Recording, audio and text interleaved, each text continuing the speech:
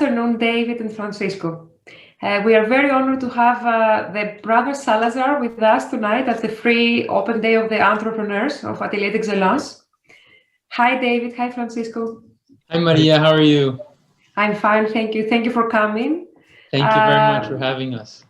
It's an honor. My pleasure. I would like to speak shortly for you both. David is the editor-in-chief and co-creator of the Operawire, entertainment reporter, and a violinist also. Yes. And Francisco, his brother, is the lead publisher and co-creator of Operawire and also an entertainment reporter. But those amazing brothers are both involved in film production, and they have founded La Cuarta Productions, having received a lot of awards for your films and your work. So congratulations for being so multi-talented and successful. Thank you very much. You're welcome. We have invited you today, guys, to speak a little bit about the technology involved in homemade recordings that we are all obliged to do in times of the pandemic. Yes. And I'm a little bit irrelevant with all this technology stuff, so I leave you speak about them. Sure thing. So we actually have a little slideshow presentation that we're going to share. Let me allow this from the settings to share your screen. Yes. Okay, we have it. Okay, wonderful.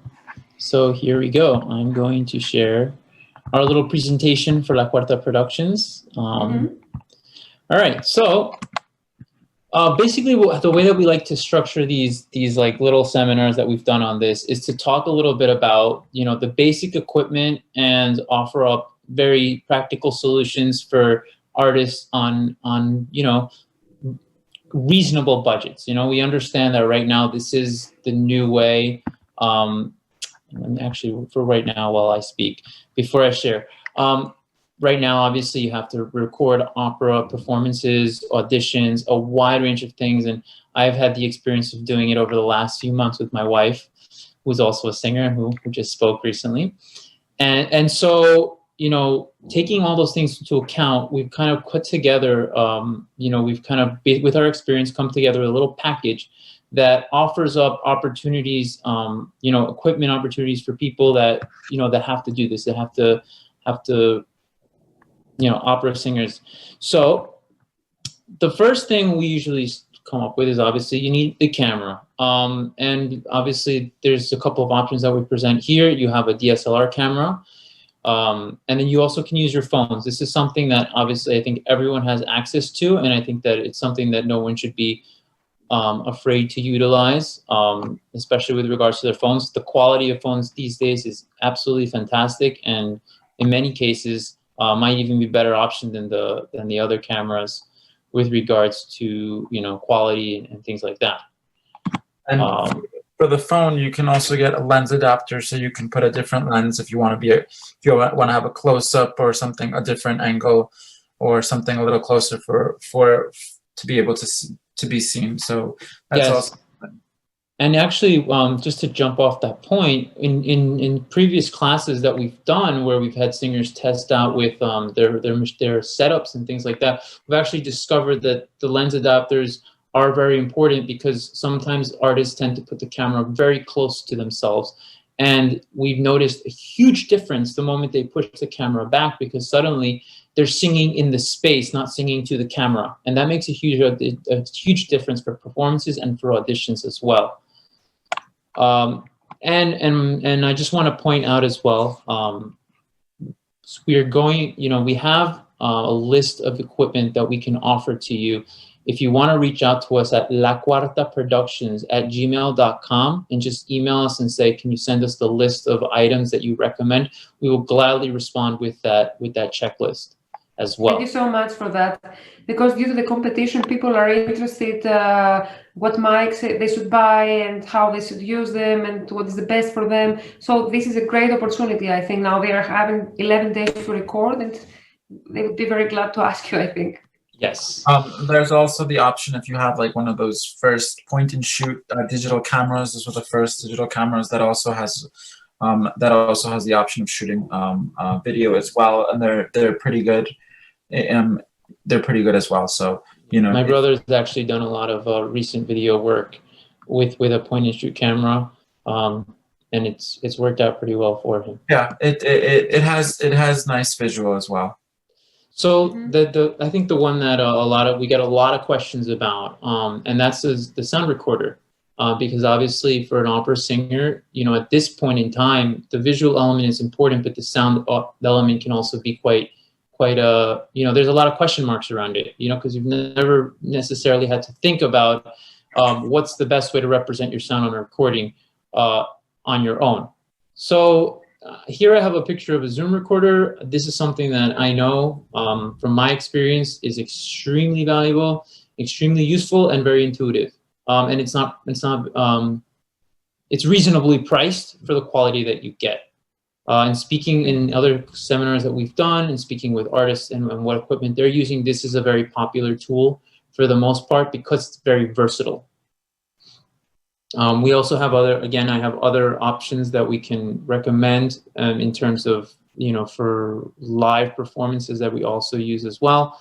I might also add the Zoom mic. It represents more of the ambient sound within the room that you're recording, as opposed to a direct mic, which, you know, if you have a direct mic, that doesn't get as much of the sound or the volume. So that's why the Zoom mic is also more recommendable.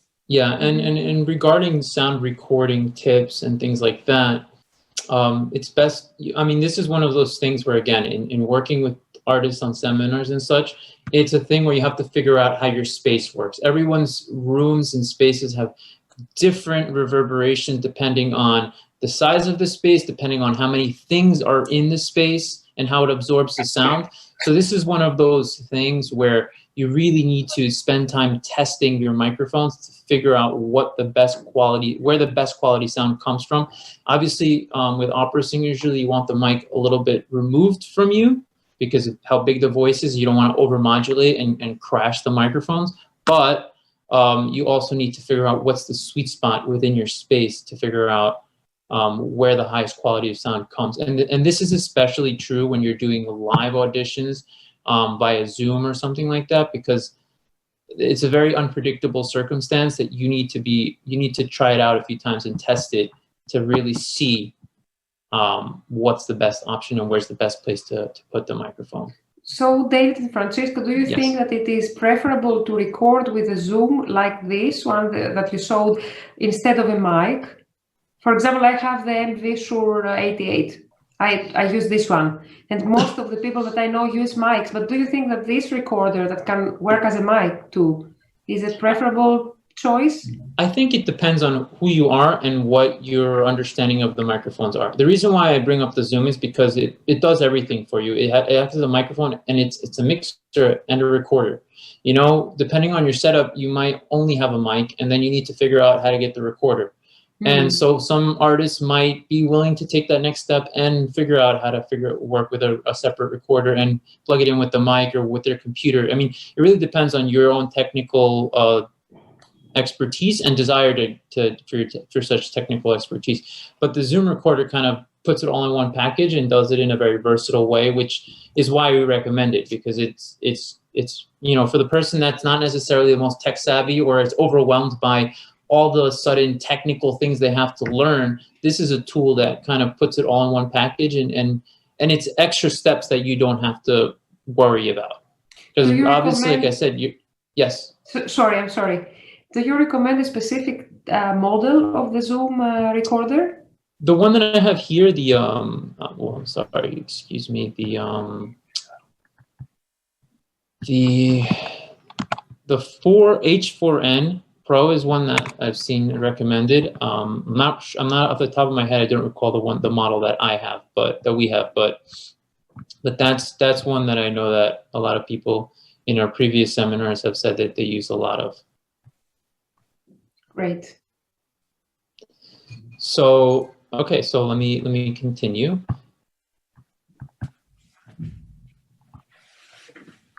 All right, so next is lights. I can tell you that depending on your space, your lighting is probably not going to, lighting makes a huge difference. In our apartment, for example, it's a very dark space. There's a brick wall. the light gets absorbed very easily. So it's very dark when we don't put up lights. But the moment we start using these lights, it changes the whole game in terms of the visual presentation. And I have to say that, you know, lights are something that could be intimidating because you don't know what to buy, and it could also get very expensive. Again, we use box lights that we purchase for very reasonable rates on Amazon. Again, if you email me at lacuartaproductions.com, we will send you the precise link to these. But these, it comes with a package of 2. They're very strong. In our apartment space, they fill up the entire living room, and they've changed the game for us. And they will definitely up the presentation level for any kind of video or auditions. They're invaluable resources. Yeah, they give it a much more incredible look. It's more even. It's more even. Yeah, it's a much more even look than what we're looking at right now. So that's something that definitely is recommendable, particularly if you're doing something professional or something that you want it to look good. That's important for sure. Yes.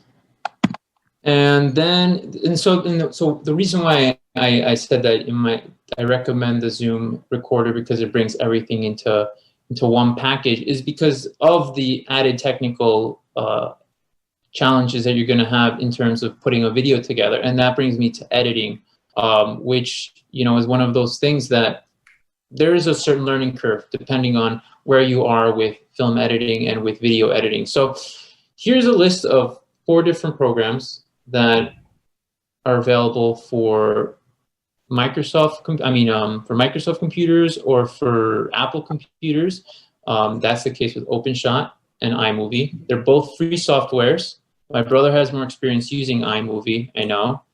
iMovie is, well, you know, if I can explain a little bit, iMovie is much more friendly. It's really quick to learn, and it's basically drag and drop.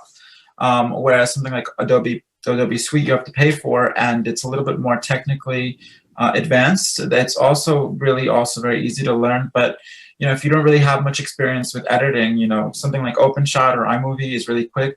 You put the video clip in, you put the sound clip in, you sync them together, and boom, you have and you could just put like a little dissolve or a little whatever at the end, fade in, fade out to make sure that it's presentation, and you could put like a little title card. But it's a really quick learning curve. All the tools are there.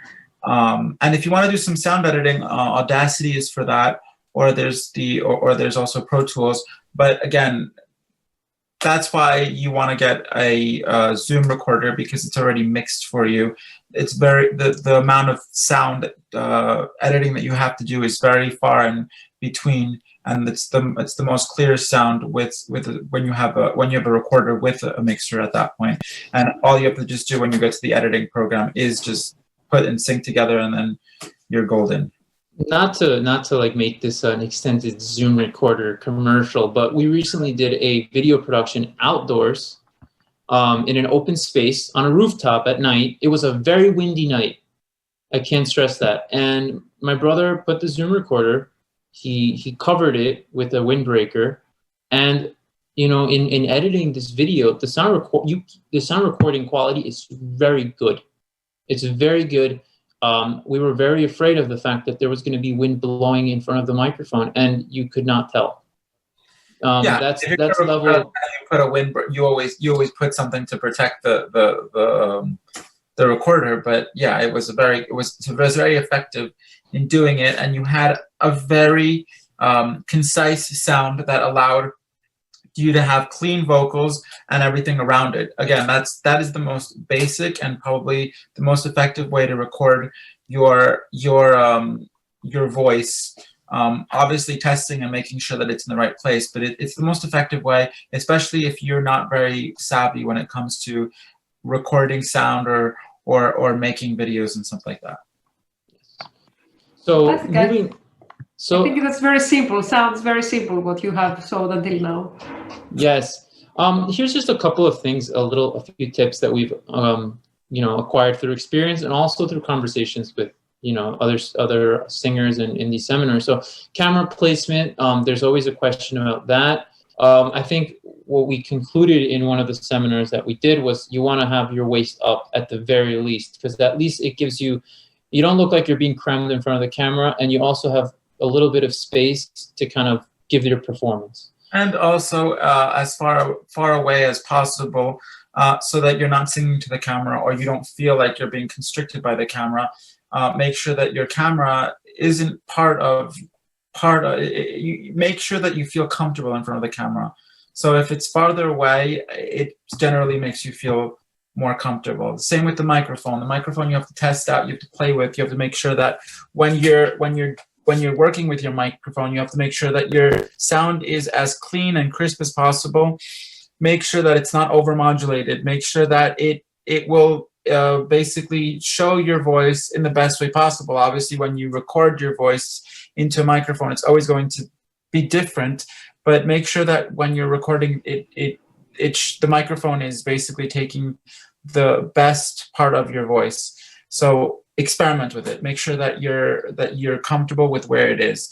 And if you have a larger voice, make sure that your voice is not recorded in a small space, because you're always going to get overmodulation. So if you can find a place that's big and that could make your voice resonate for that recorder, make sure that you can do that. So there's always a question. I mean, and based on seeing other seminars and people talking about it, it seems that there's kind of more or less a consensus of this conversation about where to look. But nonetheless, you still often see these videos where singers are looking right at the camera. It's kind of, it tends to be a little bit awkward when you're looking right at the camera. And think about it when you're on stage. You know, you're not looking right into the audience unless it's a very intentional effect. And the camera, when you look right into the lens, it is like you're confronting the audience very directly. So you generally just want to pick points where, you know, you think about you're in character, you're singing to another character. You don't look right into the camera. So that's one of the things that that's definitely, I've seen a lot of conversations develop around, and there seems to be a consensus that you don't want to look right into the microphone. But I think that also goes with how a person connects to the piece, because I've also seen cases where, you know, when the singer is so connected and so into the music, they're more connected to the music, and their look is more connected to what they're singing, as opposed to where they're placing their look to, meaning that they're not looking towards the camera, they're in their music, they're looking somewhere that connects with the music. So backgrounds, I don't know that we're necessarily the backgrounds you want for a performance video, you want to make sure it's as clean as possible. You don't want distractions. You don't want people focusing in on that window back there, or what's by the windowsill, for example, with my background. You don't want that for a performance video at all. Again, in our apartment, we have a brick wall. We remove everything from that brick wall, and basically that's the only thing that's in the frame aside from the artist. Again, because it's all about highlighting you, and you don't want people looking at a video and suddenly starting to have their eyes move around everywhere, trying to pay attention to something that's not the artist. Exactly. And then again, we just said, with testing, especially with sound, and especially with